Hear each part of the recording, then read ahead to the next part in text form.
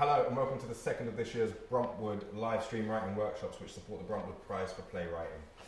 This is a partnership between the Royal Exchange Theatre Manchester and the property company Bruntwood. The prize is an opportunity for writers of any background and experience to enter unperformed plays for a prize fund totaling £40,000 and development opportunities.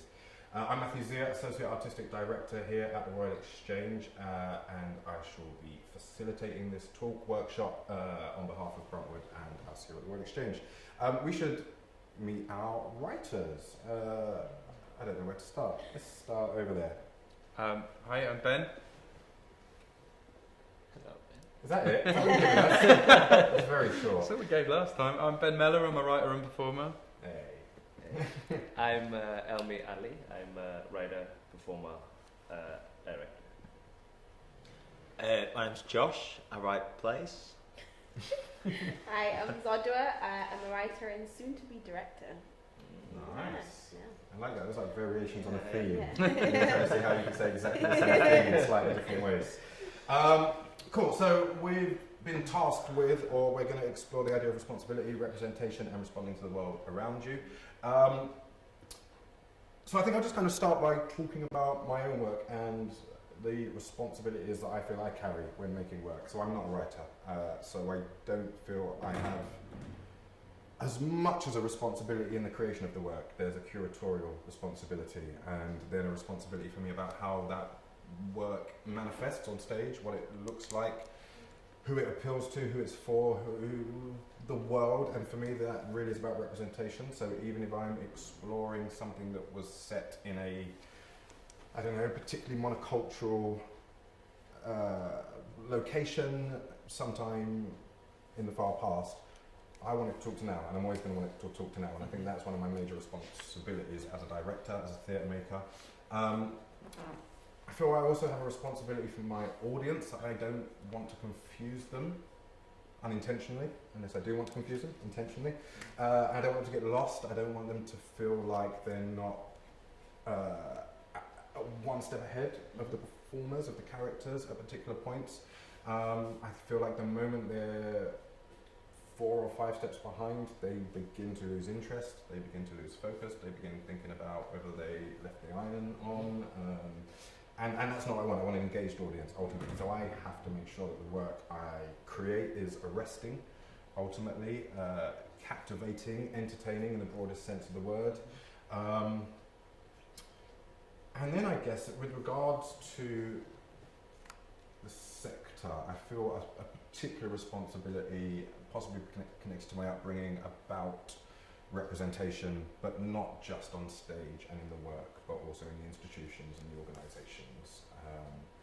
And so there's a number of responsibilities that start with the industry and the sector, which move down to the organisation and the institution, which reduce down to the stories that we're telling, who's telling those stories, are there a broad enough range of stories being told, being investigated by a number of different explorers as well. So there isn't just one black experience, there isn't just one gay experience, that I want the full spectrum on those, a full 360 on all of those issues and concerns. So I feel like the work I gravitate towards does tend to lead me towards marginalised voices, towards situations of injustice, which I think is the one thing that really gets my back up. So anything that feels unfair.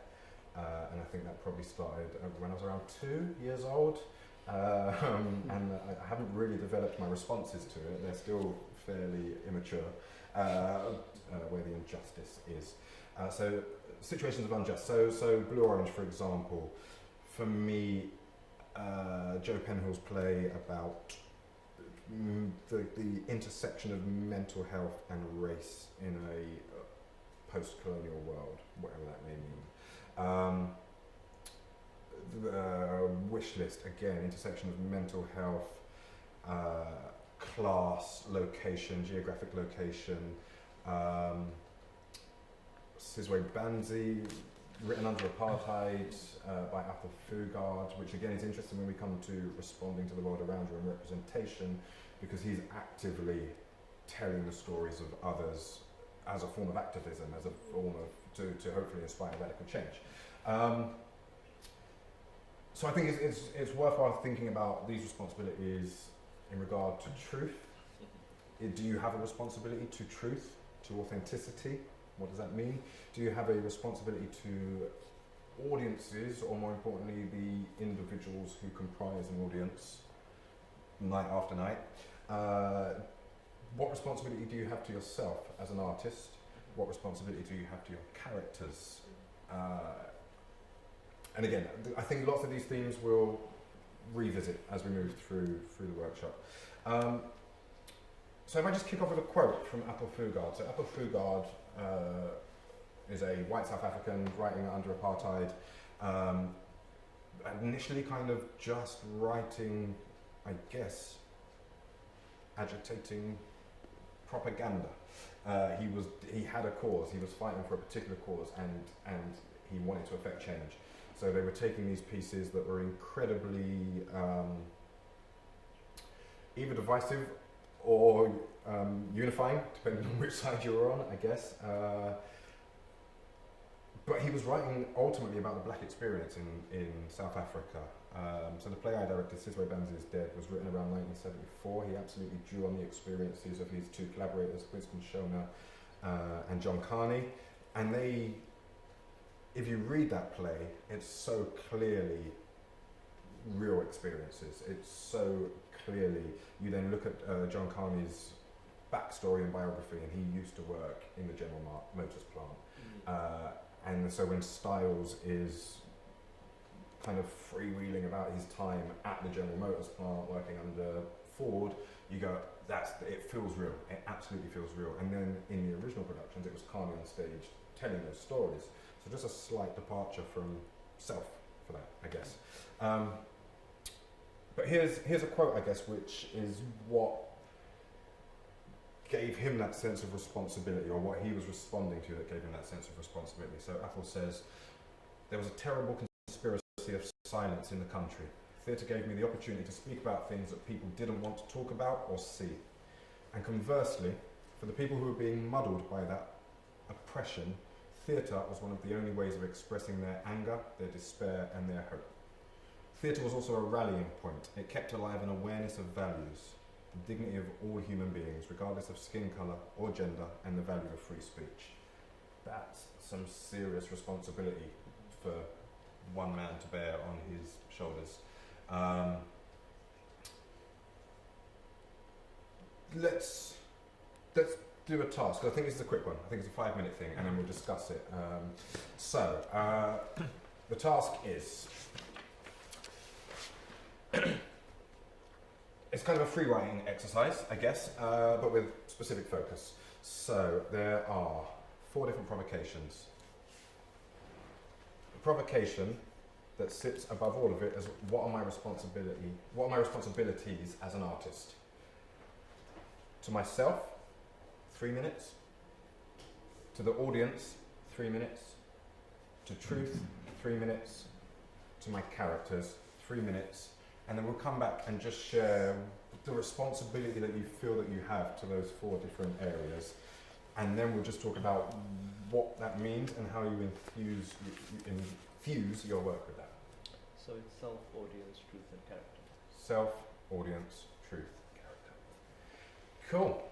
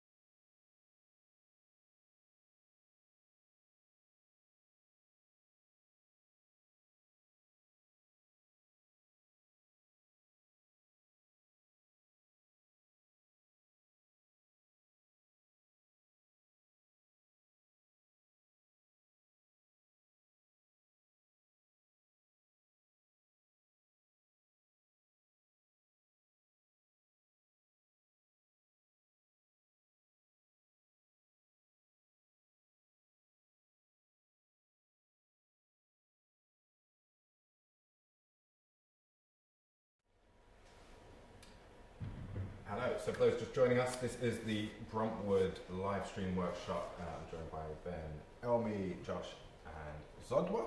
And we're looking at responsibility, representation, and responding to the world around you. So the task was just to take the prompts of self, audience, truth, and characters and work out what your responsibilities are as an artist to each of them in a kind of fairly fast and loose way without thinking about it too much. Who's up for sharing? Should we talk about them individually? Yeah. Is that most Yeah. useful? So let's talk about the responsibilities you feel you have to self. Ben. I didn't have that much to say about that actually. I think it was just to sort of to write to the best of my ability and to notice and observe and be present. I didn't really kind of think about my responsibilities to myself beyond that in terms of sort of story. I think I had more to say about the others, which was interesting. Yeah. Okay, we'll come back to that because someone said, I think you said, Josh, in the break, responsibility to self, and I kind of went, yeah. So what are the principles that you hold that have a bearing on the responsibilities that you feel that you need to show in your work? Cool, Elmi, responsibilities to yourself.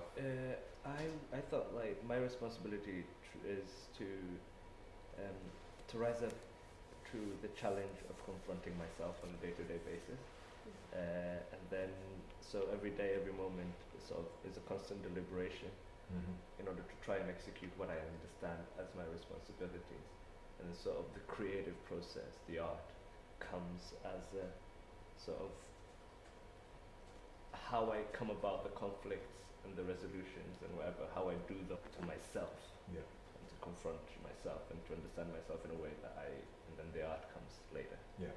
Is that about kind of challenging yourself as well, or pushing yourself? Or Yeah, challenging myself, pushing myself, but also listening to myself so that I'm very, very clear on where I stand on something. Yeah. So that's the act of standing up, is this like being very clear, this is where it's at for me, and Yeah. these are my stakes, and then they can be art afterwards. It's interesting because it feels like yours is kind of connected to craft, and how to make sure that your craft is the best it can possibly be, and that has that bearing on you saying, but that also means that I have to be present and attentive. Yours sounds more introspective. Yeah, so the craft comes. So if it's a cup, the craft comes from the overflow of the cup. But the whole intention is to fill the cup for myself, Yeah. and then anything And then extra belongs. Everyone else can have the exactly. spilled bit. Yeah, that's pretty much. Yeah. Good metaphor.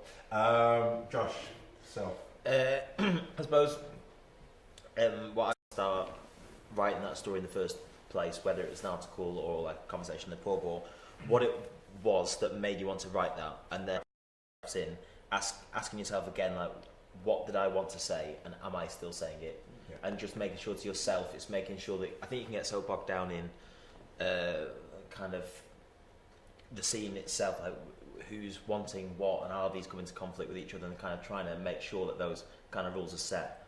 And you can get kind of lost and stop asking yourself, but what am I actually trying to say, and am I successfully communicating that to the people who are going to sit and watch your words, listen to words.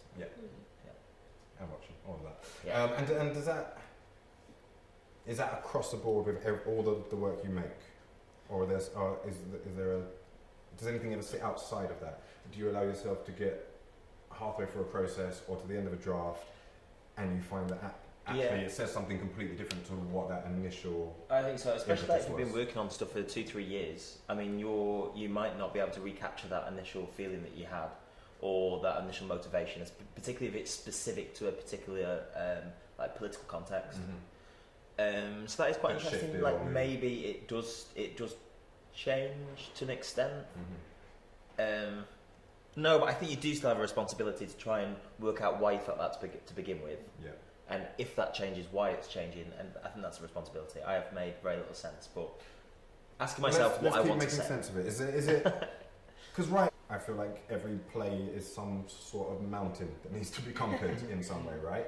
So when you have that impetus that I'm going to write a play about this. I want to explore this through words and text. That can waver. That can shift, right?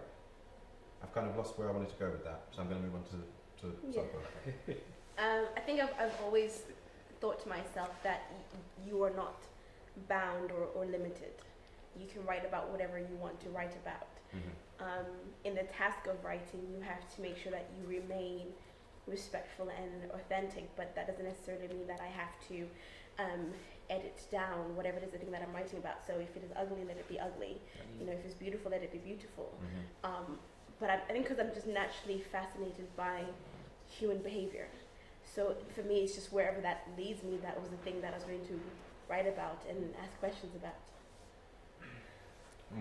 Where's the responsibility in there to yourself? What is it that you feel that you have to carry? To allow it to go where it wants to go. Right. I think that is the key thing, and I wouldn't want to have an idea for something and then feel like I'm not allowed to do it. Yeah. I think that for me is becomes very problematic when I'm told I'm not allowed to do it, because I sort of feel as a writer, the world in which we live in and examining the time that we live in. And I think that's my job, and I do that on stage. So you can't tell me I can't do that, because then it becomes about trying to censor what writing is and what theatre is and what the arts can be. Yeah.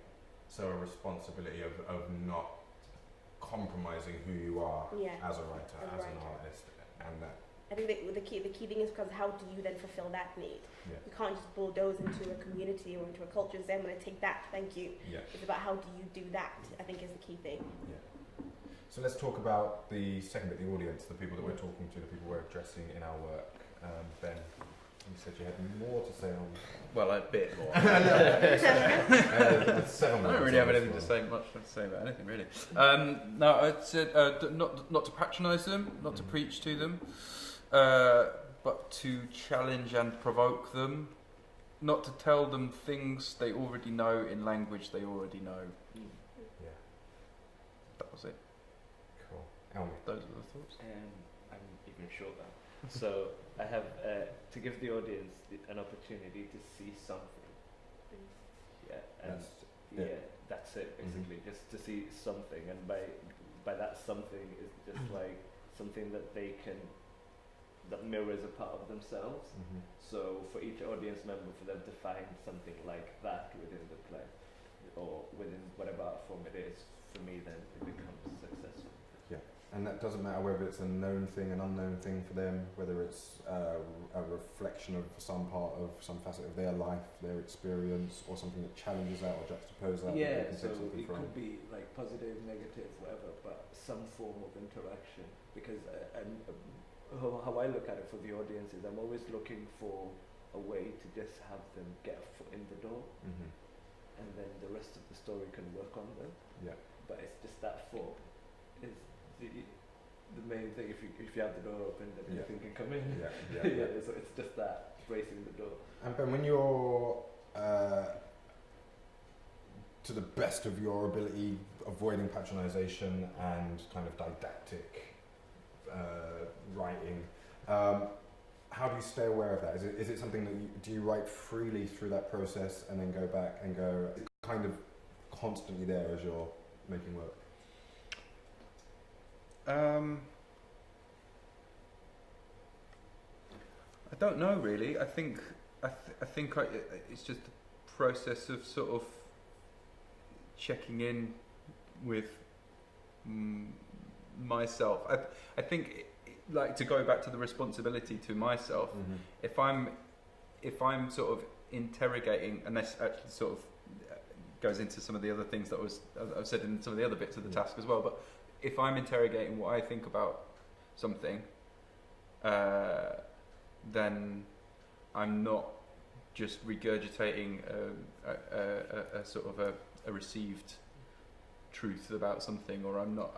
I feel like if I'm really kind of questioning myself or what I think about a thing that I'm writing about, then I'm probably doing the job of not patronising the audience, because I'm Yeah. genuinely kind of engaged in a sort of a dialogue with myself and asking questions of myself, and therefore asking questions of the audience. Yeah, and they're genuine for you. Yeah, Yeah. I would hope so. Yeah.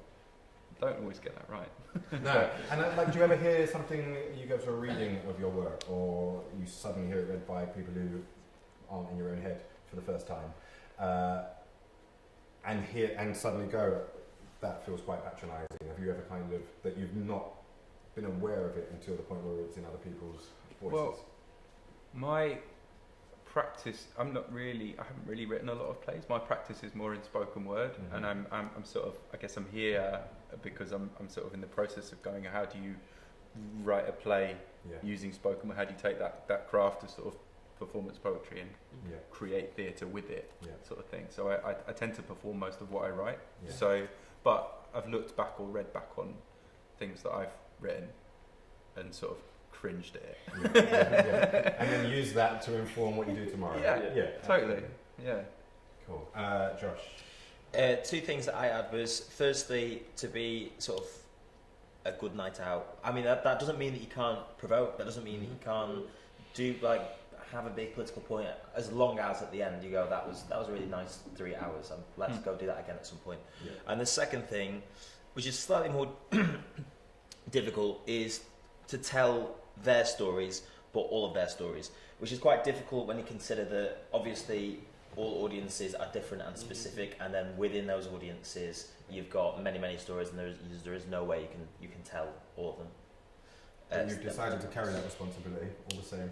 Well, I do think you have responsibility. I mean, obviously, if you're, like, say, writing for a specific theatre, that becomes a little bit easier because you're more familiar with their context.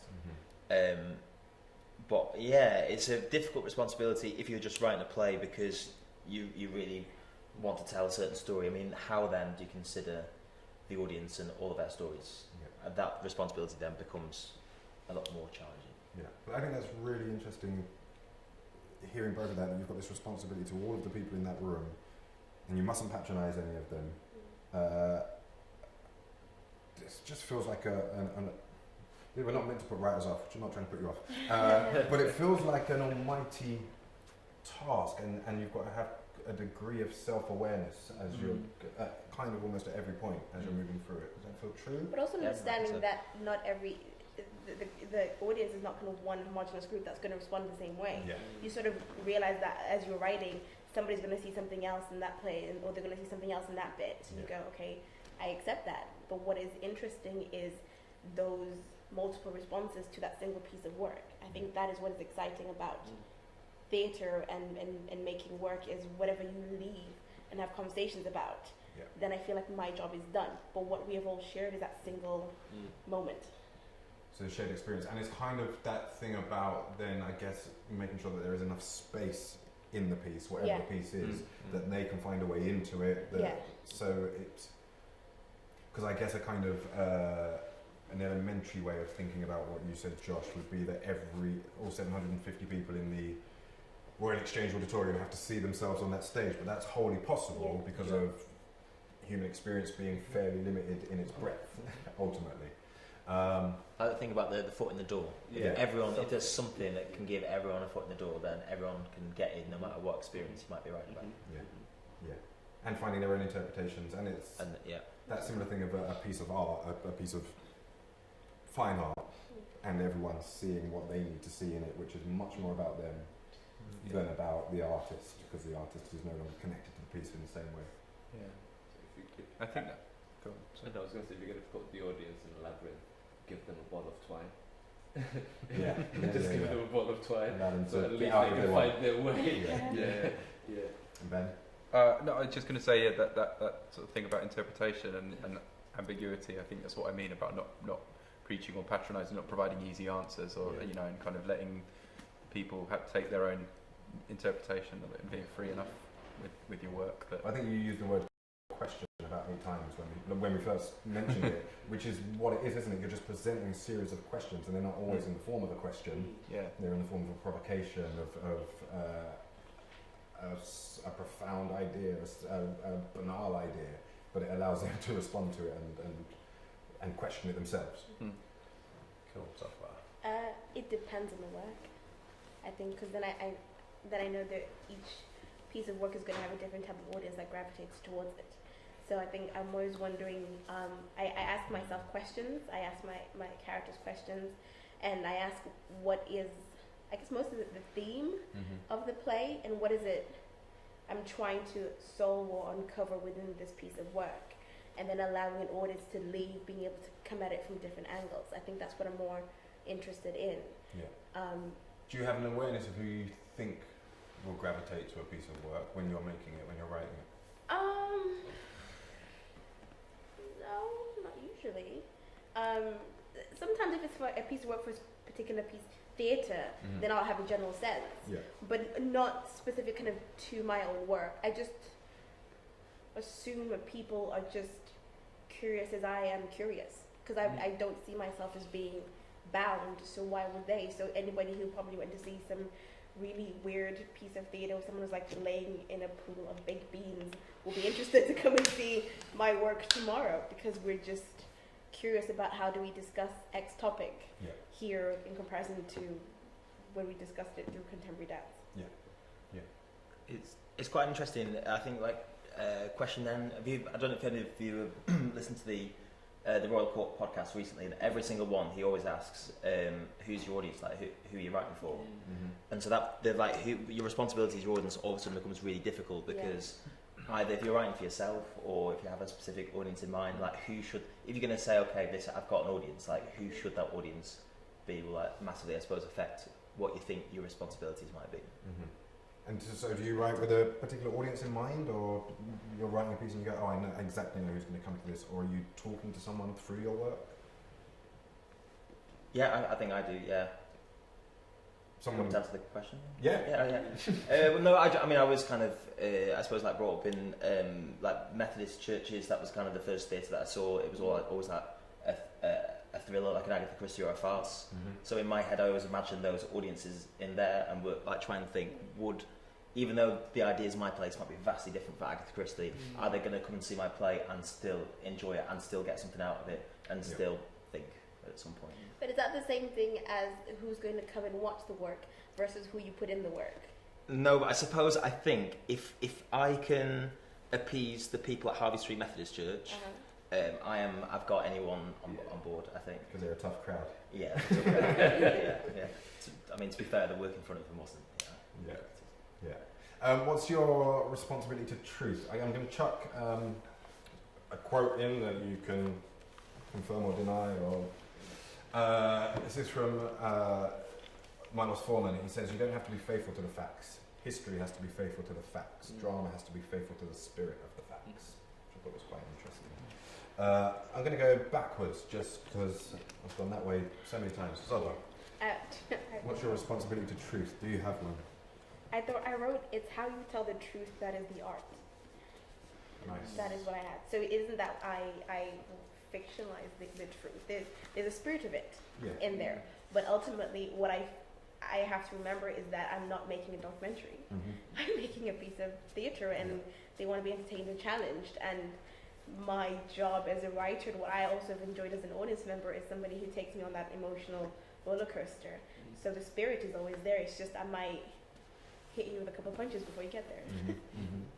Yeah, that's beautiful. It's what you do with the truth. That's the art. Yeah. That's strong. Josh, beat that. I really can't. I really struggled with the word, like whose truth, what truth. I mean, that quote pretty much kind of sums up. Sorry, I'm going to bow out that one. Should have started this way. Give me a bit more time. Elmi, responsibility to truth. I have. I believe in an actual truth. I think it's possible, but it's less of an end goal and more of like a process. So like a form that can be applied on the work. So like a work can be an exercise where you try and find out the truth, frame the truth in a particular way, but there isn't like an end goal for truth. I feel it's just like something that's constantly moving and ephemeral. Like you can capture it one night and the next 6 runs you'll fall flat. So it's more of a process for me. Of allying yourself with truth, questioning truth, framing truth. Or being conducive to Yeah. truth. So like really conducive to truth, waiting for when it travels down the road and ready to catch it when it does. Yeah. And then like go back to what you were doing. Yeah. And knowing exactly when you can depart from truth Yeah. and fall into exaggeration or lies or. I'm thinking there was a moment in Blue Orange, which was interesting. So Joe Pennell came into the rehearsal, and there was a moment where, those who don't know it, a black patient or service user, now called in a mental health hospital, or the wing of a mental health wing of a hospital, and an argument about diagnosis ultimately, which of this individual or the ethnicity. Of this individual, and you have this senior doctor, a consultant, and a junior doctor, and at this point they're both on their knees giving status, and this is kind of intentional staging, giving status through desperation to this service user, and they are practically begging him to agree with their version of their truth. You want to stay here, don't you?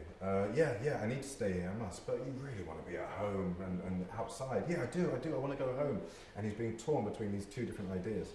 And Joe Pennell came in and saw one of the rehearsals and just went, it's just not truthful that these two doctors would lower themselves to the floor and allow this individual to have high status in the room. I guess my responsibility to truth is I'm always looking to lean against the truth, whatever that means. I might not necessarily absolutely embrace it, but I would certainly lean against it. So we'd found a documentary, and within that documentary there was a moment, and it was actually a really tender moment, of this consultant psychiatrist kind of genuflecting, going on bended knee, but it was more in a kind of caretaking way, are you okay? Is there anything we can do to help you?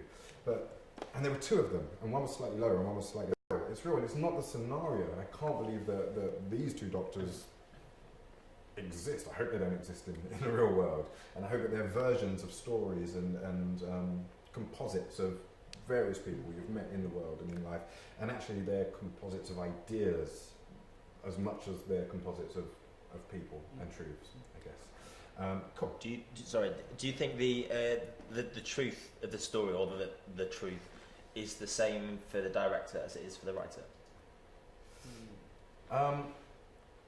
No, not necessarily, because I think they're really different crafts, aren't they?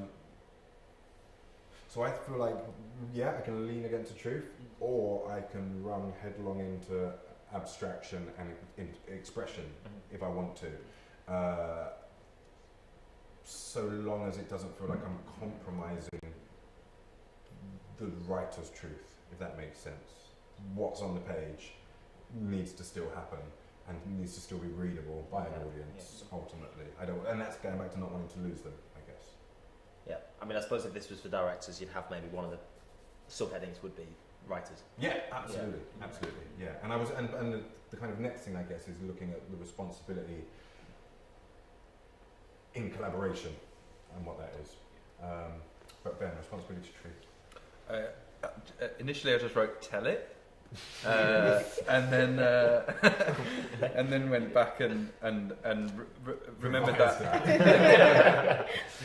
Sometimes tell it. Actually, as we've been talking, I remember that Emily Dickinson quote. She said, "Tell the truth, but tell it slant," which I really like. Yeah, and that's that isn't Kind of, it? yeah, that thing. I put probe it, not accept it at face value. Not to, and this goes back to what I was saying before, not to receive it, not to take a received truth, but to interrogate what you understand to be the truth. I think. It's interesting. It feels like just hearing both of you talk, both of your processes, and I guess it's because you're also a poet, and I wonder if there's something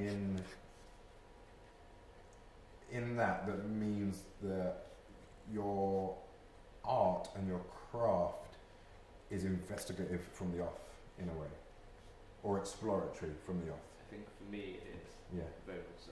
Like just as you were speaking, I was thinking, find it, arrive at it.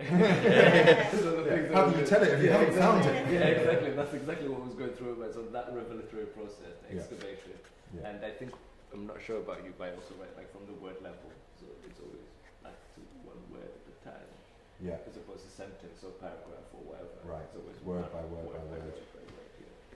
Your mountain just got larger. Yeah. You're taking smaller steps to get to the top. Non-truths about you. How dare you? Yeah, no, it does. It does feel true, I guess.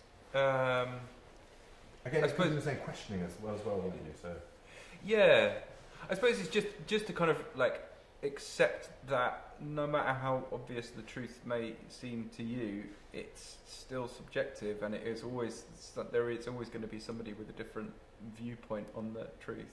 yeah. So And truth seems to be getting foggier as an Yeah. idea. Yeah. well, Like yeah. last week, the world was round, and now it's not. Whose truth is it?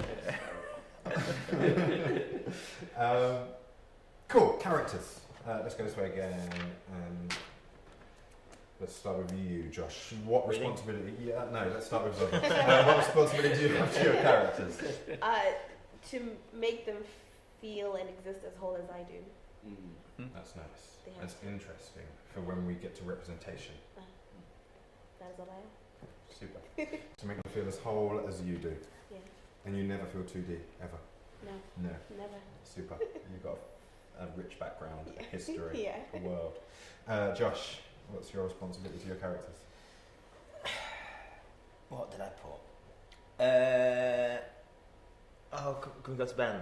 Or You can't just defer on every single because they'll say task. something dead inspiring, and then I'll sort of just exploit their ideas and just basically like rehash what they'd already said. Yes, that's That's, what I that's the thought. plan Yeah. anyway. What's your responsibility to your characters? And if you could find some way of inspiring Josh. No, I'm going to volley it back to Josh.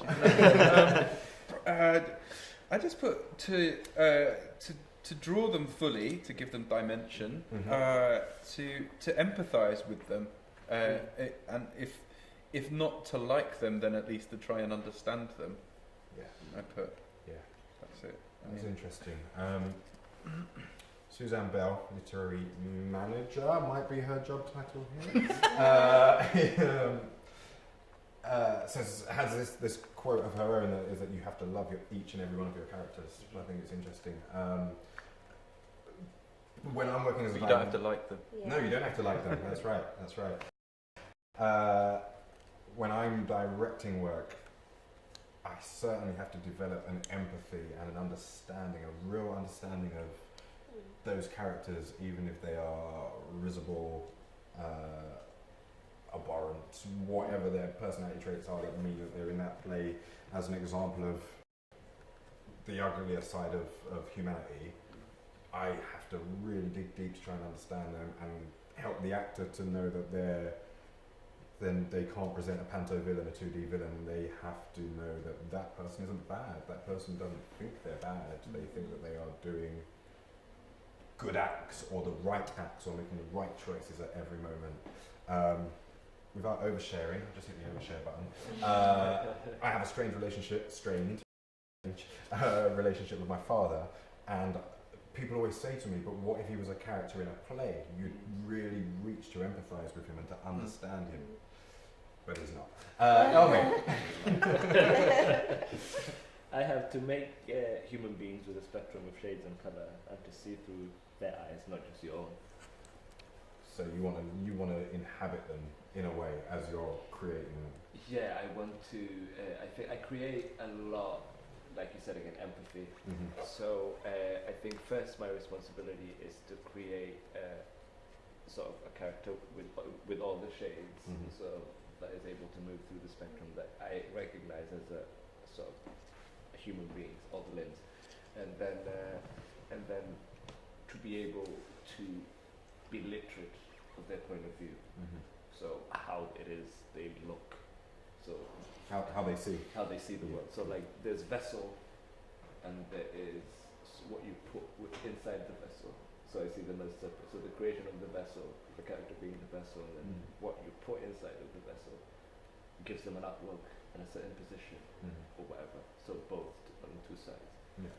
Just thinking, you've got quite a kind of rich tapestry of cultures and worlds that you've existed in and around and inhabited. just thinking about the representation, do you feel like that makes it easier to get into other people's minds? I think yes and no. Yes, in that, well, I speak more than one language, so on a very practical level, like I understand better. Different syntax Yeah, and different rhythms. syntax Yeah. and different rhythm and whatever. No, in that sometimes the simplicity is good because you just get so much. Mhm. You get a lot of information, and you have to carry that. Like if you see it, if it's right in front of you, it's very difficult to ignore. Yeah. So I think balancing. So for me, it's I'm never worried about what to include. I'm always worried about what not to include Mhm. because there's always an overflow of information that's coming my way. Yeah. Because there's language, and then there's like experience, history, where people have come from, and then there's like present, what's happening, the reality. So all those multiple ways of being, and the bearing that that has on their personality and their Yeah. tempo and yeah, their mind yeah, state. and if you have a range of different experiences, like I've lived in Africa, lived here, speak a few different languages, like I'm all spaced out everywhere. I always say like I come from Africa, metaphysically I'm European, spiritually I'm Arab. This is all these things happening, but so you get all this information, and also it's not easy to exclude yourself. You're always in one of the circles, whichever circle it might be. That circle, whatever, you're always there. So that's why for me it's a process of understanding the self. And then that is what you share with your audience, with your character. You empathize with them directly. Yeah. So they become like, you're real. Yeah. You know what I mean? Yeah, so They're born of you, yeah, but exactly. they have to become something other than that. Yes, ultimately. they become something else completely. Yeah. Do you want another 10 minutes? Yeah, no, I mean, I when you said all it's about finding them, loving them, understanding them, I thought, yeah, that's right. Get that. I'm with that completely. Is this how you got through school? But listening to everyone else. And then going, I've got yeah, some yeah, answers. okay, great idea. The other thing was more practical and technical, I suppose, is just to make sure that they're necessary, and there's a responsibility that they have to be there once you've made them, whether they impact the world or impact the other people in that world. And if they're not necessary, obviously get rid of them.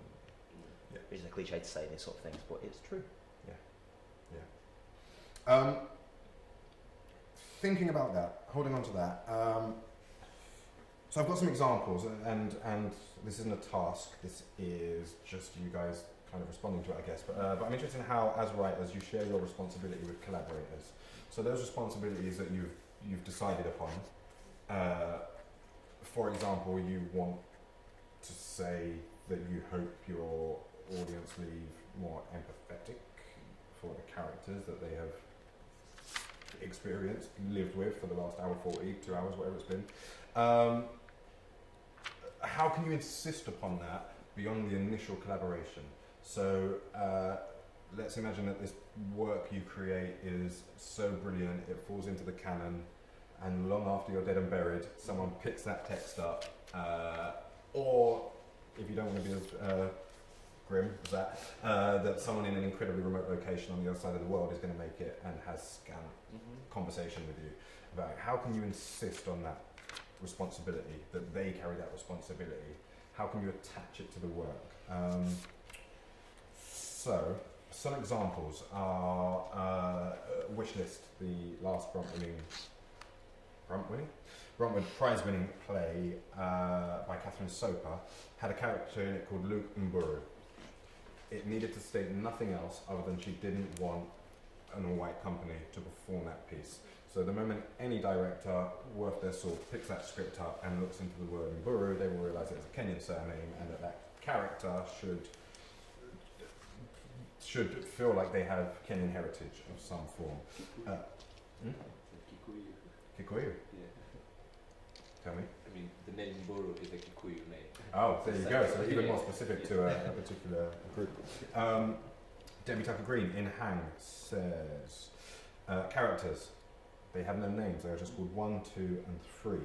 Character 1, female. Character 2, male or female. Character 3, female. Character 1 and 2 are of any ethnicity. character 3 is black. That's some examples of how you might fix responsibility to, or insist that your future collaborators who aren't really collaborating with you but collaborating with your work carry those responsibilities forward. Slightly on the spot, but has anyone got other suggestions for how to insist upon that sort of thing? I put in language. Yeah. Because I speak more than one language, so very naturally, some of the characters that I write say things that are not in English. So if I have a whole chunk of the dialogue in Somali, like you better find someone who can make those words up. Because otherwise it's not going to work for you. Yeah. So I just put those things in there because very naturally I think in more than one language. Yeah. So I find it absurd if I don't write that. It just comes in. Or even dialect, if it's not dialect a as language, well, then dialect and diction and, you know. Particular slang or cant that belongs to a particular group. Or, And I think once you kind of get to the point where you're specifying what characters what, you've thought about why it's important for them all to be either 3 to be whatever, and then 3 to be something specific. It's because you know that it has to work in that way. Yeah. I think, and it's also about kind of how you also use like stage directions and language and stuff like that. You have to be really clear about that. I think for me, as long as you maintain the essence of the play and the themes and the truth within that, you can set it in space for all I care. I think just that thing has to be really clear and specific, but you can kind of take it anywhere thereafter. Yeah. But there are some fixed parameters. There's fixed parameters, yeah. Yeah. Because I think they attach to how we then see the character and discuss whatever issue is within the play. I think if it's linked to that, then I would be very specific. Apart from that, go wherever you want to go with it. On that, so when Wishes was being developed, it was happening as Brexit was happening, and draft 4 came in post-Brexit, draft 3 was pre-Brexit. Moment, the conversations that me and Catherine started having were about representation, I guess. And so it's setting this fulfillment centre, warehouse, packing and delivery plant. And the character of the lead, who is the kind of bureaucratic boss one level above, he is the one who is the taskmaster, telling them that they need to hit these targets, keeping them on their toes, was just called the lead. So non-specific gender, sex, ethnicity. I kind of made a call on that, and I said I think it's really important, at least in the production that we're going to make, that we know that, because I think we'd already cast the brother and sister, and they were white English, and we knew that Luke and Buru had to look like he might have spent some time in Kenya, and that this 4th character was just going, what can they be? How can we talk about the demographic that exists within this country? And particularly with the anti-immigrant thing, I really got on that, and I was like, I kind of don't want him to be born in this country, because we know Luke is born in this country, his parents, or one of his parents is Kenyan. And she just put in the most beautiful stage direction, and it changed everything. And suddenly, and again, it opened it up. It's not specific. It doesn't. It's not as specific as Luke and Brewer. It's less specific than that. It says the lead walks on, possibly swears in his own language. Now, a facetious director could decide that his own language is English, but the suggestion is that he isn't that, isn't it? And I think that's. I do think it. I mean, obviously, it's important to give kind of indicators whether it's within the stage direction, that sort of thing, to make sure that just superficially you are representing as much as possible. But I do think ultimately it has to be within the story, only because I know, like recently I specified like the sexuality of the performers, and also within the names I specified ethnicity, and they were just completely ignored. But I think looking back, it's because actually perhaps the story itself didn't require that. So I think it's important that the story and that the truth of those stories is making sure that you're representing. But I think it also has to be a broadly. conversation with you about that, because otherwise then it becomes about your collaborators imposing something onto the story. Yeah, of And course, they but might I mean, as if we're well talking go off and about do like their sort own of like death thing. of the author and what happens afterwards, it's like how then do I make sure when my plays are performed at the National in 50 years' time, right, that they still consider those kinds of. Yeah, it feels like if it's integral to the world of the story, Yeah. then it's your responsibility as a writer subtly Yeah. to infer that that's your intention. Otherwise, it's the responsibility of the person casting it Yeah. to ensure representation, or to Yeah. to make interesting decisions that might interplay with the themes in the piece. So that requires them to be conscientious to some degree. Yeah, Yeah. of course. Which they might not be, or they might not be aware of their own confirmation bias, Yeah. and just fall into those freaking easy habits. Cool, thank you. Good suggestions. So I'm 45 minutes over schedule. That's good. Let's move on quickly. So I'll just read some stuff, and then we'll get into task 2, and then we'll get to task 3 fairly quickly, and then we're home and dry. Okay. Stop worrying. I guess moving on to the idea of representation. So there's some of that in there. He swears in his own language, meaning I don't want it to be a culturally homogenous group. Luke and Buru, I don't want it to be a culturally homogenous group. One is black, the other two can be any other ethnicity. What happens when you're inspired to explore a world that sits beyond your personal experience, whatever that may be? Do all of your characters contain you, or are you exploring other?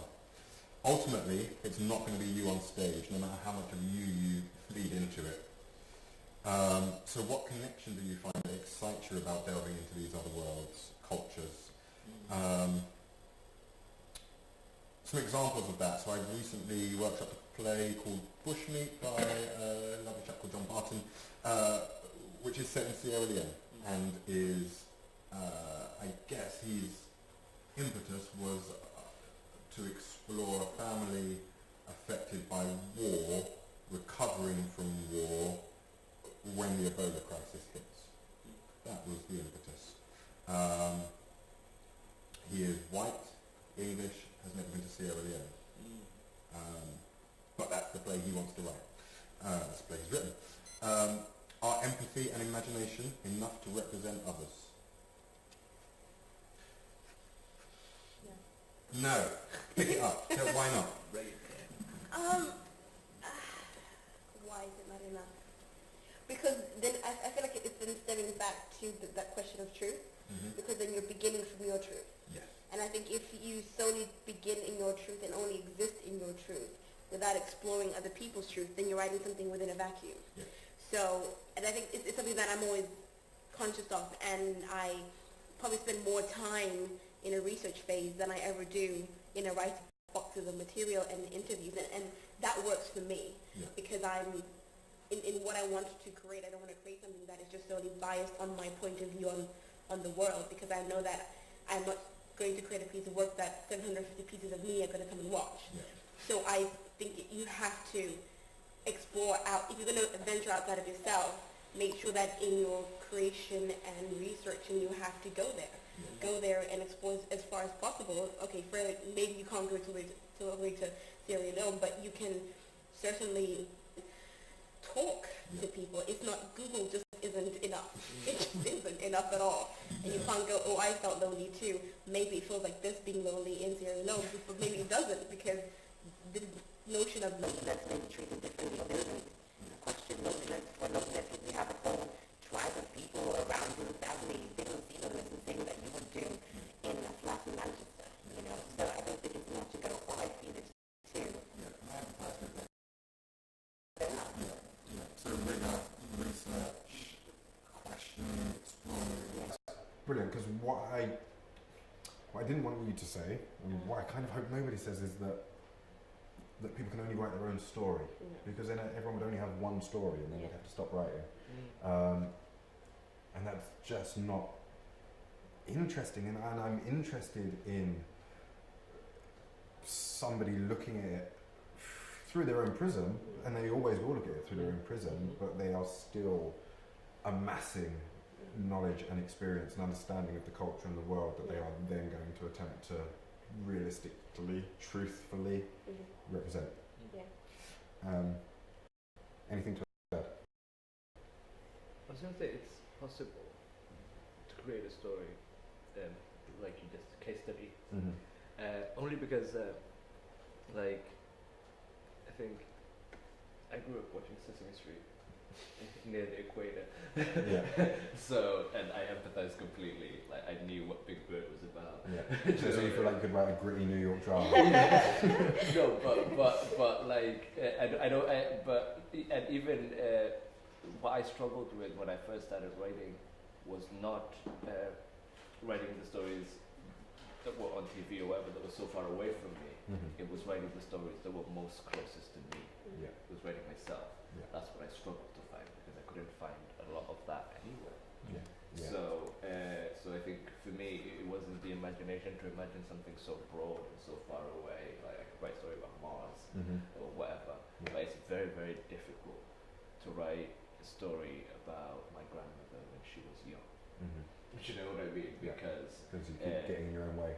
yeah, and also like there are no dates. Mhm. There is no this. There's Mhm. so many things that come actual practical hurdles Yeah. that get into in your way. Mm-hmm. So, but with the internet and the research you can do and wherever, so an English man can write a story about Ebola. Yeah. It depends first for me what intent Yeah. you have to carry that story. The why. Because the why is so important because Mhm. if you are genuinely trying to tell a story, like anybody can tell a story about Ebola because we all were hit by the reality of it. It hit you in some way. Yeah. Do you know what I mean? So even if it's a story made up of a series of vignettes about how you lived through those headlines as they happened live, Yeah. anything could be a story. Yeah. But the why is so important because the why sort of like, for example, in like the 16th century, Afro-Ben writes Orinoco. Mm-hmm. It's a story about a Surinamese Yeah. slave. She completely made it up because there are no tigers in Suriname. And there's tigers in the story. Yeah. So, but it's not a story about slaves or tigers or any of those things. It's a Yeah. story about kingship. And that comes Yeah, across. yeah, the loud and crisis clear. of kinship. So Yeah. that's just language. She used that trope because it accorded her the space and the distance to talk about James, Yeah. who's really what she wanted to talk about. Yeah. So I think anything is possible, and we can. Stories are so wide and sprawling. But the do you why- think that's about one person's level of authenticity versus another person? Because one person can go, well, for me, it's, I can write that narrative because I Googled it and watched a few interviews, and as long as I watched like 5,000 interviews, I can kind of create a sense of authenticity from that. Whereas another person's is, I have to be there and smell it and feel it and taste it. Yeah. I think for me, that's what is the difference. Is kind of where exactly do you draw your authenticity? Yeah, where do you create from? Where do you create it from? And I think, for me anyways, it's always been that Google just wasn't enough Mhm. at all Mhm. because the way, I don't know, that city feels on a Wednesday when it's raining is not the same way it Mhm. feels in a video that was shot 3 years ago Yeah. in the sun. Yeah. You know. I agree. This this piece that I mentioned, the Ebola piece, we did a reading and we had 7 or 8 black actors in the room reading it, one of whom was from Sierra Leone where the play was set. I start reading the opening stage directions which say we're outside a small tukul. Immediately he says, "What's a tukul?" Yes. And then the writer's going, "Oh, it's a house." And he's going, "Never heard the word before in my life." And I don't. And then so his response is, "You have to go there. You have to talk to the British Council. You have to find a way of getting out there and talking to people."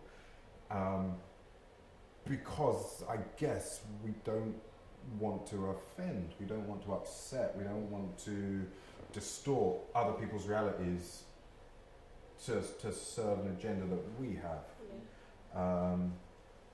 And it feels like that's the best way to do that. You can sit in as many libraries as you want and read quotes and facts, but And the person who made that book or documentary has their own version of truth. yeah, exactly. That's the thing. So you have to, I think, have your own kind of primary view of that place or thing or person Yeah. to create something, I think. And I mean, As much as the possible. majority of directors I know who are financed enough to be able to make those trips Mhm. to the places that the plays are set that they're going to begin work on absolutely insist on it. Because I would feel like a fraud, I think, if I could have gone to the destination and I didn't, and I then tried to replicate it, or have an opinion on it, or distort it for good reason, but knowing what the truth is, like you say, the art is going to explain for you how you put the slant on it. Cool. Another good example, and talking about the connection that you find that excites you about delving into that other world, is Chris Urch's Rolling Stone. So, as a gay man, he responds to the outlawing of homosexuality in Uganda, and the Rolling Stone newspaper that was kind of outing people, knowing that they would then be persecuted, ostracised, executioned, etc. So his intention, so then what you were saying, like the why, it feels like there's a strong why in that instance. I think what's also interesting is what he did in that play, and what a number of people do in plays that are set in places that aren't here, is they put the British protagonist front and centre. This is going to represent you in this world, so you don't have to speak to the natives. You can just let this person do it on your behalf. And I'm not saying that's what Chris done, and that's not his intention, but very often, because people have to write from themselves in a way, they place themselves in the centre of that. So they become the interrogator, the explorer, the anthropologist in this other world. I've got nothing else to add to that, just hold on to that for a minute. So here's Suzanne Bell's little quote: "You have to love your characters and they have to have their own truths, otherwise they can become too deep." Do you question yourself enough? Are you exploring different? How can that be taken further? For example, Luke and Buru. Also, what was great about working with Catherine is as soon as we had Shakil Aliyebwa, who played Luke in the piece, in the room, she was willing to shift, edit, respond, change words, structure, sentence. If he just went, I don't know anyone who says that, she'd go, okay, and ask for an offering. So, let's jump into task 2, which is a very brief one. Task 2 is I would like you to make 2 lists. One list is, and these are lists about yourself. This is just part of the process to avoid creating a character that's anything like yourself. So, list 1, personality traits, principles which describe you. List 2, ways that you would describe your identity. That can be your physical appearance, that can be cultural facets of your life and your personality, that can be protected characteristics such as your sexuality, your gender, your ethnicity, your religion. Try and get, I don't know, at least 5, 6, 7 points in each list, and we shall come back in 3 minutes.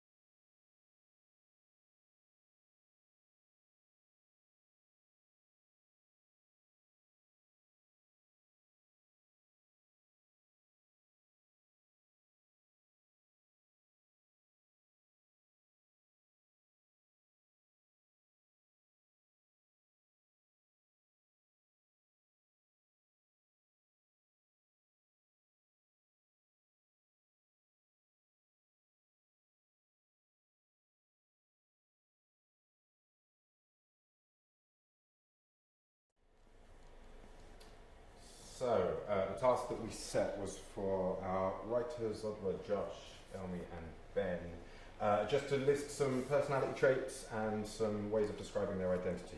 The reason I've asked you to do that is because the character I want you to write for is going to be the opposite of all of those things, whatever those things are.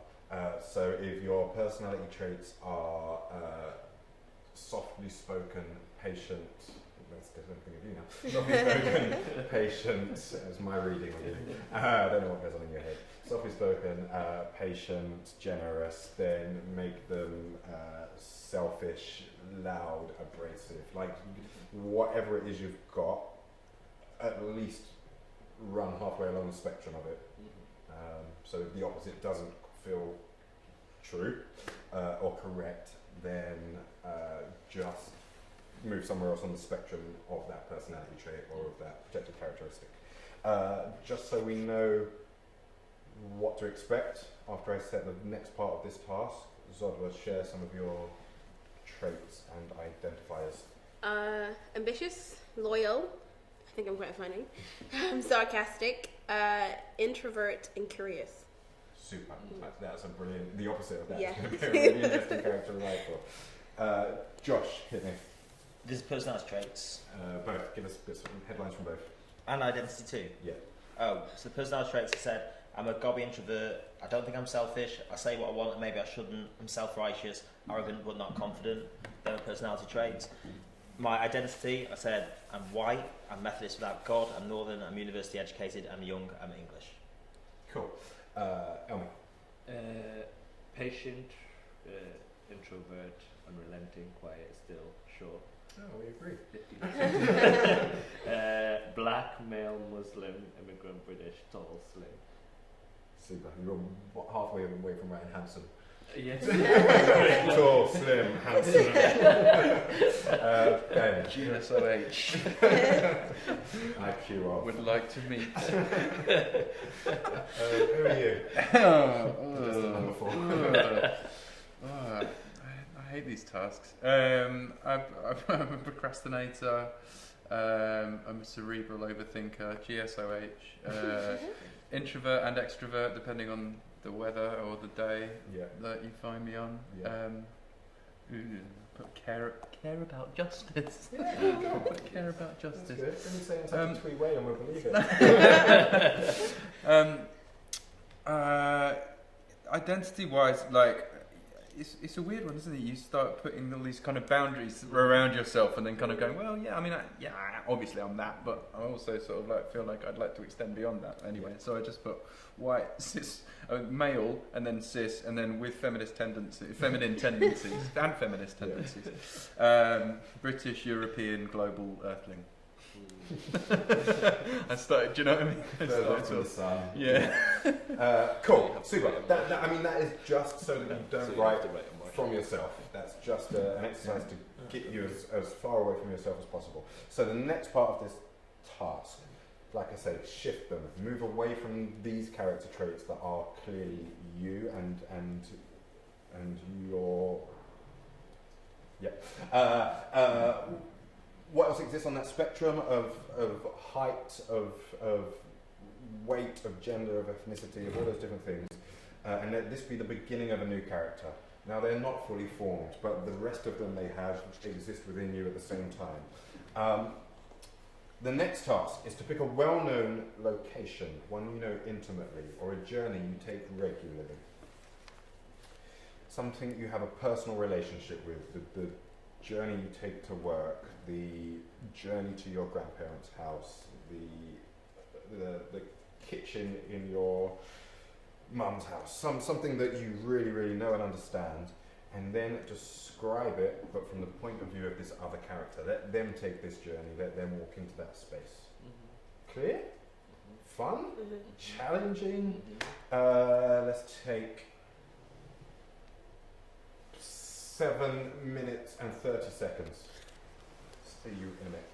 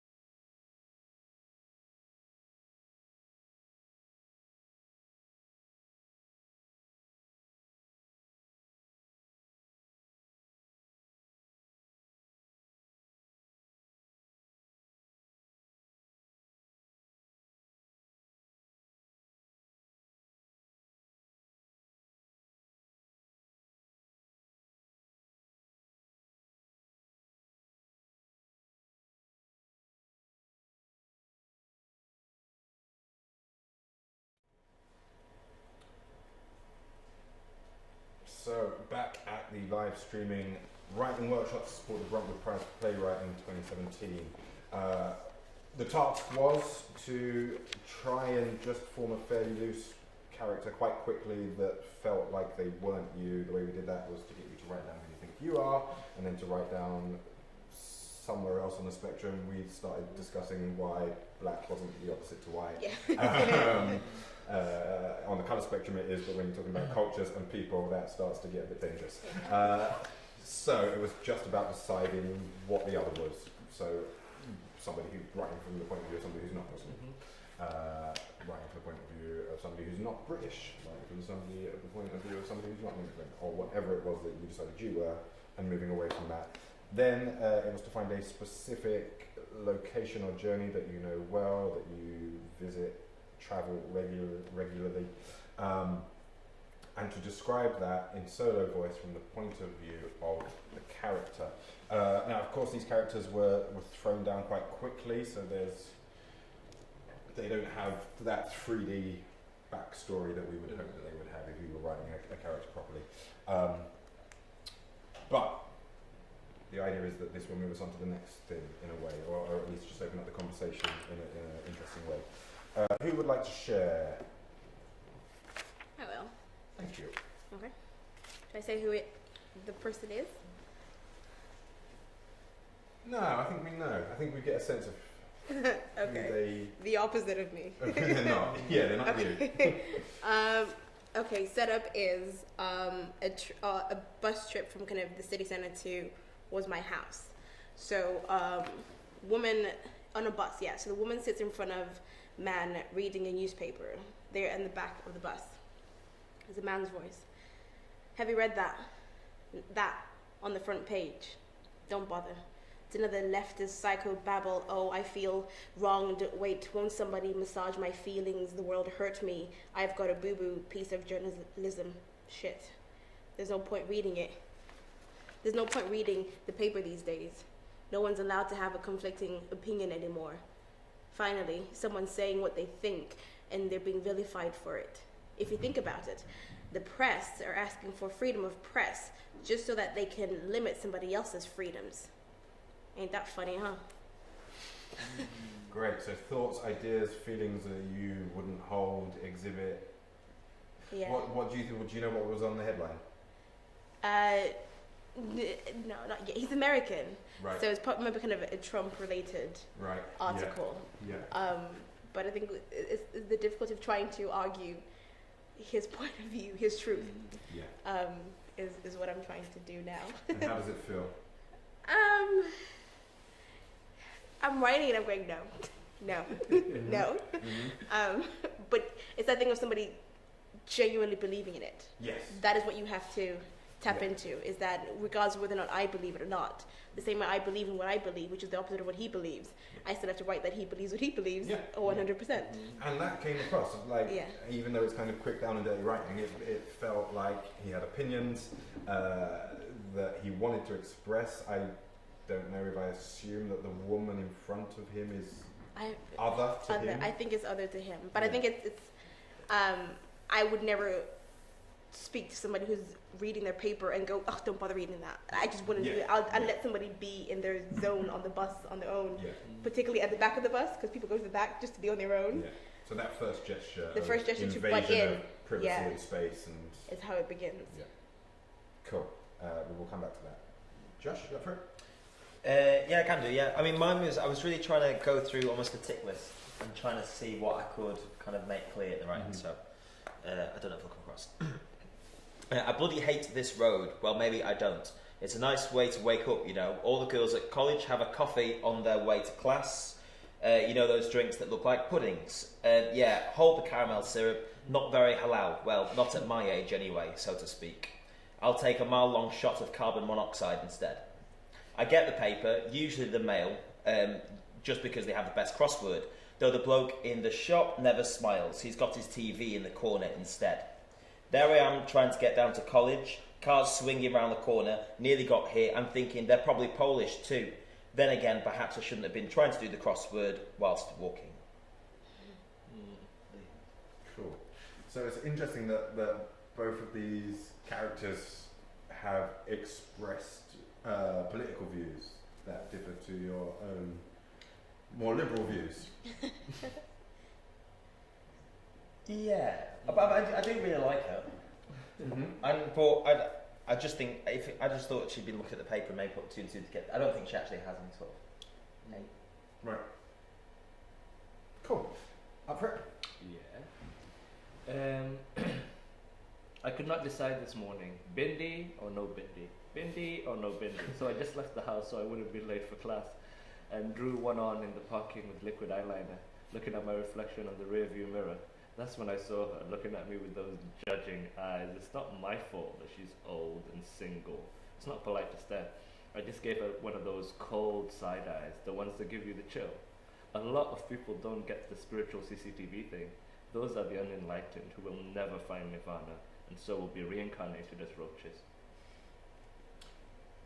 So that feels like that requires a fairly, I'm not going to say like an in-depth knowledge of Hinduism, but you have to know some cultural ideas, tropes that you can lean upon, borrow. Yeah. Where do you find them in that instance?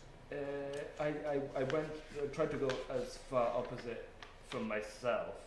So it's a young,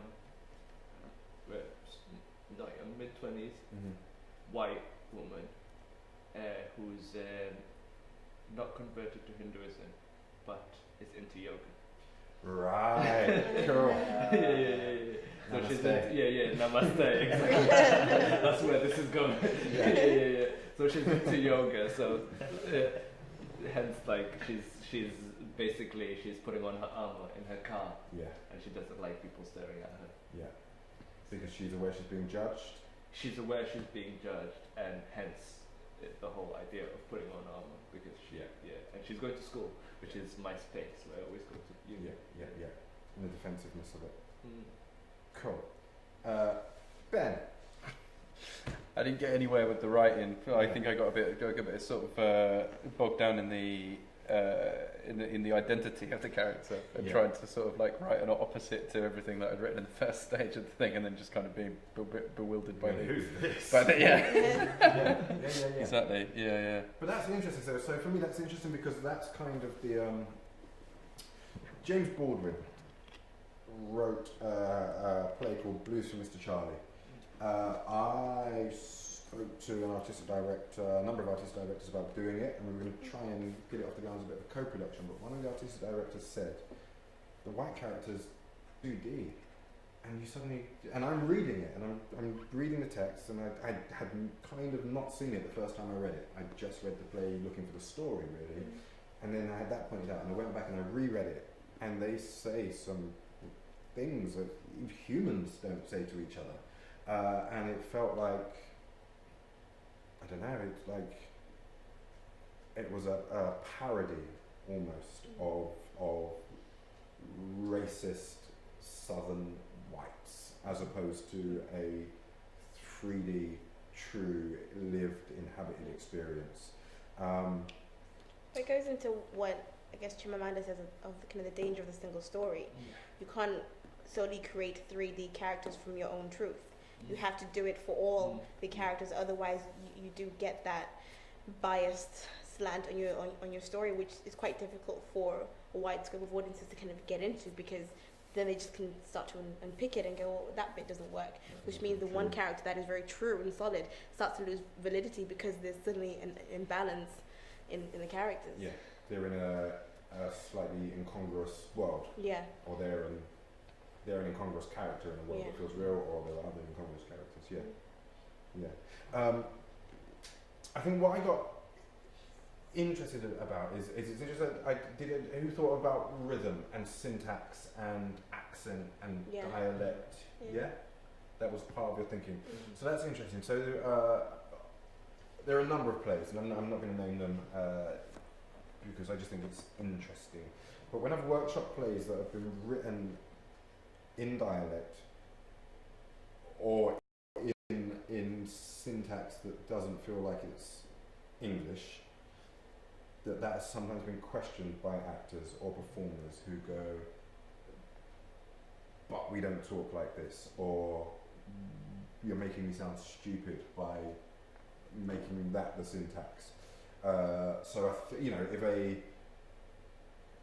a white American writer writes a play about the black American experience and just peppers it with I be this, I be that, I be doing my thing, I be like, would that ring true, or does it feel like they're insisting on this stylistic choice?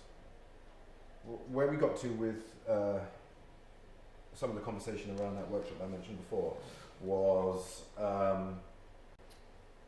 the actors. Some of the actors said it would be much more useful if you just wrote it in your voice and then said at the top of it, this play is set in Sierra Leone. And then you get a dialect coach, and you get voice coach, and you get actors who have experience of that part of the world, and they do it. And what was interesting, so there was a character in one of the plays who was kind of, what was she heading towards? She wanted to be a minister in the Sierra Leonean government. And so her syntax and grammatical structure felt English. And I think that was kind of an attempt at indicating class and education, or even an aspiration of class and education. And what was interesting is when the actor delivered that, it kind of felt truer than when trying to really authentically, but possibly not quite getting it right, deliver the dialect or the syntax. Something else that came out of that was someone said it would be much more useful if you just peppered it, I guess like you said, with the odd dialectical phrase, the odd thing that's absolutely in the language of the place that it's set. And because are we trying to deliver reality, or are we trying to deliver ideas and experiences and lives? And where do they intersect? How much freedom is there? And then I go to the Simon Stevens thing of going, a play is just a blueprint for the evening in the theatre. What is going to happen between text and first night? How enriched is that world going to become just because the actors are feeding the beast, as it were? I guess we're trying to create, how I understand it, is a reality that is able to carry within it ideas. So for example, with the language thing, I would put in a phrase in a different language, but also there are other ways of bringing in those other languages. So there is the registers and like how the arrangement of words, or noun, verb, whatever, how they happen in different languages. That could just be brought to English, and it breaks the language completely. And you carry the language the way it would be carried by a native person, even though they're English words, but the arrangement becomes so surely theatre is made up of devices, right? As is text, as is actor, as is lighting, as is sound. So actor in themselves are part of that device. To create a piece of work that serves actor, for me, creates an imbalance. So it's about how you use all the different devices to create that world. If from the top to the end of the play, a character uses a specific type of language, it has to be purposeful. It just can't be thrown in to go, oh, I think he might be a bit more urban if he says like this. That becomes really problematic. You, as a writer, you have to investigate the devices that you utilize as much as you do when you look at casting or as at a certain soundtrack. I don't solely write. I love actors, by the way. I don't solely write to serve actors. You are a device to serve an idea, as I am when we then hit the stage. So it has to be, I think you have to, because at the end of the day, I'm not going to be there. Somebody else is going to take the play after you move on, actor, and get another job. So I can't say that you can't write or use X actor's version of that play. You can't. So it has to be in the text anyways, because that is a blueprint. So I think when you just pepper, but just don't unnecessarily...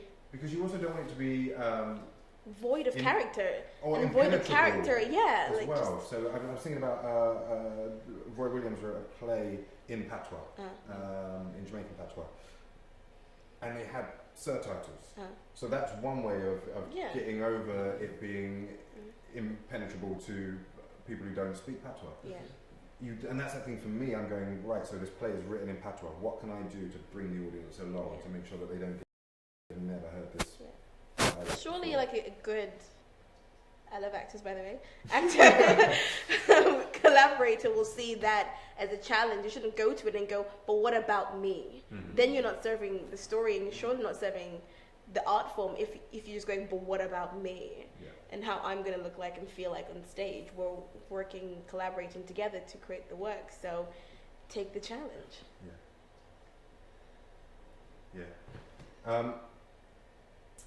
Trying to think, is there anything more about that kind of representation idea and writing characters who aren't you? But it feels like that there is, if that's something that you want to do as a writer, that there's a degree of rigor that kicks in beyond the degree of rigor that you would apply if you were writing from your own lived experience, because you're now, so there's something about, and maybe it's something I should have asked at the start, and then maybe it was in there with the characters, what responsibility do you have to the characters that you are placing on stage if they're not like you, if they are from Sierra Leone or South Africa or the Falklands or some other part of the world that you haven't been to or you haven't had that lived experience of?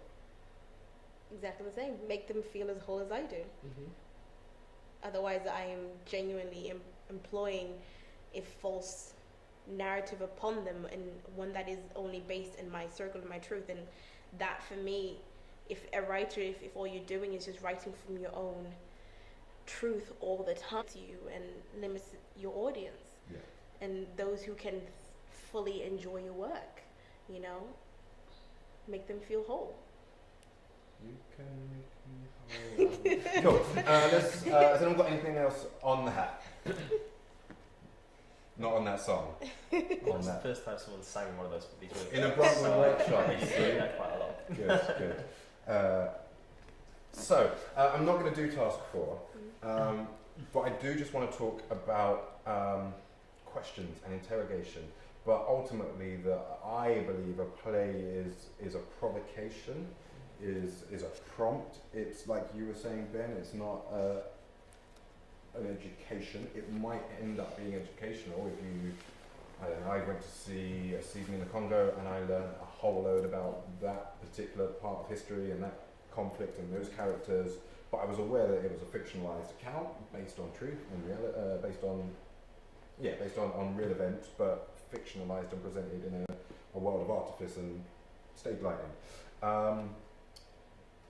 What I'm interested in, I guess, just as a bit of a discussion point, is how it's that thing that we always talk about the specific, the more specific your characters, their world, the more universal that becomes, because people can tie into it and plug into it in a number of different ways. But in talking to Suzanne about that, she reframed it slightly as the micro and the macro. So the macro is the big idea, the big question that sits at the heart of the piece. The micro is the narrative, is the story, is the thing you create. So an example of that would be Carol Churchill responding to the tricky relationship, the special relationship between the UK and the US, and looking back on that over 50 years. Apparently she was responding to a quote or something she heard on the news where somebody said, and the UK got into bed with the US 50 years ago. And she took that as the metaphor and turned it into this play called Drunk Enough to Say I Love You, which is about a male gay couple, one American, one British, trying to break up with each other and struggling to break up with each other. The House of Bernarda Alba, as we mentioned earlier, is is about the rise of fascism, is about Franco, is about tyranny, but the metaphor that with which it is reframed is a mother who is a tyrant and her 5 children who she completely dictates to in what they can do. They can't leave the house. When they can leave the house, they can't have boyfriends. The other one I wanted to mention was Far Away, another Carol Churchill play, so about the Balkan conflicts. I had no idea it was about the Balkan conflicts. It's only in talking to people that I've learned that it's about a kind of, what was it, 1994, 1990, Yugoslavia, possibly earlier than that. 94? Yeah, cool. But the story she presents is of a young woman who's struggling to sleep in her aunt's house in scene 1, and her aunt trying to placate her worries and her concerns, and those worries and concerns grow and become more graphic. But I saw him pushing men into the back of a van, and I saw him shutting the van. They're naughty men. Go back to bed. This is why I'm not Carol Churchill, you can see. Paraphrasing. And then the scene 2 with that mass execution and the hat factory, and then scene 3 where she takes the idea of this conflict to the nth degree. Now everything is at war with everything. The grass is siding with the Russians, and I stepped into a stream, but it grabbed my leg, but I kicked it back, and I ran here, and the rabbits are on the side of the clouds, and so there's this thing about nature as well, and that kicks in about the relationship with the planet.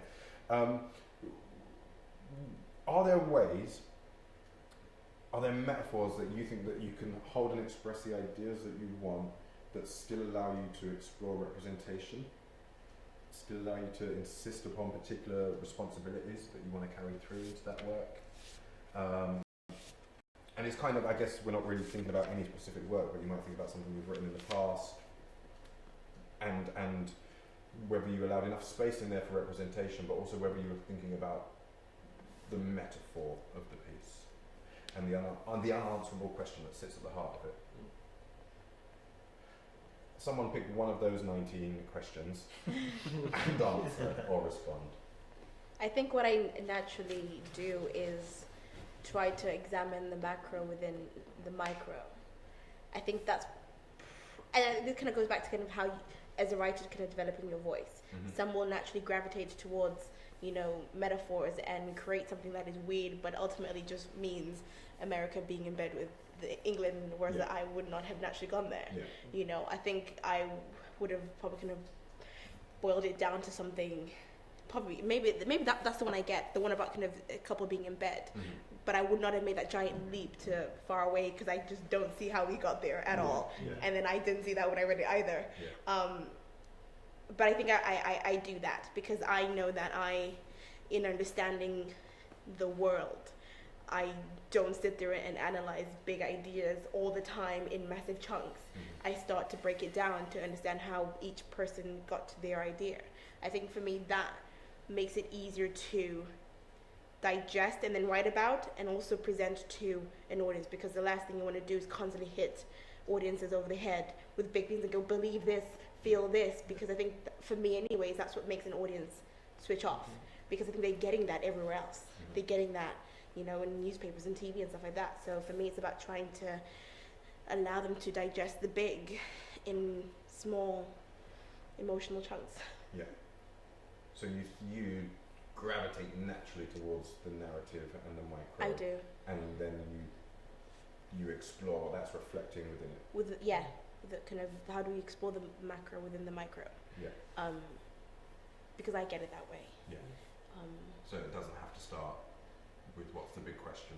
No, I think I'll always have the big question, but the big question is not always what the audience needs to know. That's what I'm exploring. Yeah. They just need to go, oh, but that could be that, and they go, oh yeah. I think that's what's interesting when they then leave and go to the bar and go, oh, but it could mean that. Mm-hmm. I think that becomes exciting for me. Whereas I've met writers who can generally go from it's about America, but suddenly we are somewhere in a club in the middle of Cambodia and everybody's doing the same dance for the next hour and a half. Yeah. Somehow that is That's examining about America, and I'm like, I don't know how you got there, but Yeah. great. Yeah. I think that's what makes it interesting about all the different writers and creatives that you get, is because somebody can go that, whereas I'm going to go over there. Mm-hmm. And then again, it's about ambiguity, isn't it? It's Yeah. about writing and allowing the ambiguity of the piece to exist, so that someone might see a two lovers attempting to break up, and that's what they take from the play. Mm. Maybe because they're going through that experience, or they understand that more than they understand global, international politics Yeah. and America and British politics and relationships. Joshua. A response. So thinking about macro and micro and the unanswerable question or exploration that sits at the heart. Yeah, I mean, I do think that even if you've got these kind of big global ideas, I mean, it is always micro at some point, because it's one thing can only be said at once. I don't think one thing can be done at once. I mean, I don't. Are you talking about this as well in terms of representation and how we might be able to kind of prioritise these responsibilities that we have to ourselves? Yeah, if you want. It's like these are such a big questions that I feel like we can talk about for hours and hours, and that every time someone says something, I have a million things. You've got 60 seconds. I have 60 seconds left. So I don't know. I have a lot of thoughts running through my head, but none that would be useful in the final 60 seconds. I'm Yeah. really, really sorry. But everything, we don't have to finish immediately in 60 seconds, but everything Okay. will return to the micro because, like you say, only one person or a number of people can express. For me, yeah, it's that, Small what I, ideas. like I said at the beginning, I always go back to the question of what am I trying to say, or probably what you said actually, what am I trying to ask, and am I asking it? And as long as you keep coming back to that, Yeah. then you'll kind of shape that micro into that. There is no time pressure. What do you think about, because both of your work has felt investigative, even if it's investigating elements of self. Do you have a central question or a big why or an initial way in that is about an issue and an idea but can ultimately be expressed only through the interactions of humans? For me, I love big questions. I love big philosophical. I love all those big ideas. Yeah. And I also love like the micro stuff as well, like how they're played out on a day-to-day basis. And I'm interested in how the vocabulary changes. So when things, due to perspective, so how big, when something is big and massive and we see it on the news, to how that is whittled down and we live it on a day-to-day basis. Yeah. So for me, it's always between the micro and the macro, and I'm always ping-ponging between those 2 points of views because I'm always looking at something very simple that happened on my street, and then always extrapolating it to how big that thing is, or how could it possibly happen. Yeah. And I think for me, it's very difficult not to. First because I come from an excavation sort of poetry type of background, but also all the sort of work that I've worked in that I found myself very naturally working in has been in that place. So the plays about climate change, issue plays about abortion or things like that, whatever. So and you cannot not abstract to that level when you're dealing with those subjects. You just have to, otherwise you won't have a story. You have an issue. Yeah. So And you don't want your play to be an issue play. You don't want it to ever feel like you're banging people over the head going, hey, look, this is going on in the world. yeah, so that way to digest both languages, so to lift language that is not complicated or whatever, and to lift it up to that level where it reaches the macro, and to bring down language that is macro and to bring it down to where it's digestible. Yeah. I think I'm interested in both.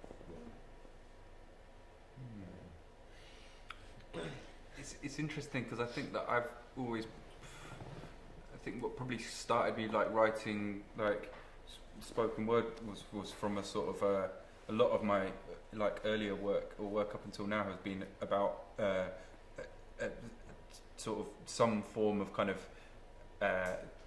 political issue or sort of instance of injustice in some way or something like, you know, there's been quite a sort of like a campaigning kind of like element to it, but I suppose the more I've kind of gone on in that, the more I've kind of become dissatisfied with kind of getting up on stage and saying this is what you should think, or you know, like, but you know, like I work for a theatre for social change company now, and so that kind of idea of kind of like